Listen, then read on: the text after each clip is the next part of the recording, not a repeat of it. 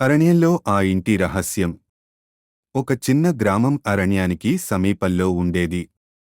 ఆ అరణ్యంలో పాత ఇంటి గురించి ఊరిలో ఒక అపశకున కథ ప్రచారంలో ఉండేది. ఆ ఇల్లు శాపగ్రస్తం. రాత్రి దాటాక ఎవరూ వెళ్ళరాదు అంటారు. ఒకసారి విభాస్ అనే యువకుడు ఆ ఇంటి నిజం తెలుసుకోవాలని నిర్ణయించుకున్నాడు. అతను సాహసంగా ఒక రాత్రి ఫ్లాష్ లైట్, కెమెరా తీసుకుని ఆ ఇంట్లోకి వెళ్ళాడు. అతను లోపలికి అడుగుపెడుతున్న కొద్దీ చల్లటి గాలి ఉప్పొంగింది. తలుపులు స్వయంగా మూసుకుపోతున్నట్టు అనిపించింది.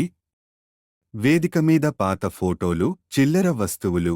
అంతా మౌనంగా భయపెట్టేలా ఉంది.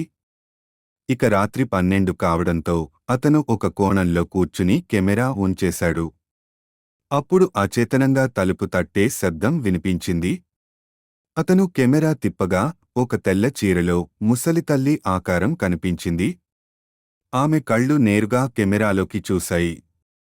వెంతలోనే కెమెరా ఆగిపోయింది. లైట్లు ఆపడమయ్యాయి. విభాస్ మెల్లగా తలుపు తెరిచి బయటికి పరుగెత్తాడు. ఊరు వచ్చేసరికి అతను తల అంచెలో మచ్చలు, మూర్ఛపోయినట్టుగా ఉన్నాడు. ఆ రోజు నుండి అతను ఆ ఇంటి గురించి ఎప్పుడూ మాట్లాడలేదు. కాని కెమెరాలో చివరి ఫ్రేమ్ మాత్రం ఆ తెల్ల చీరధారి ఆవిడ చూపిస్తూ నిలిచింది.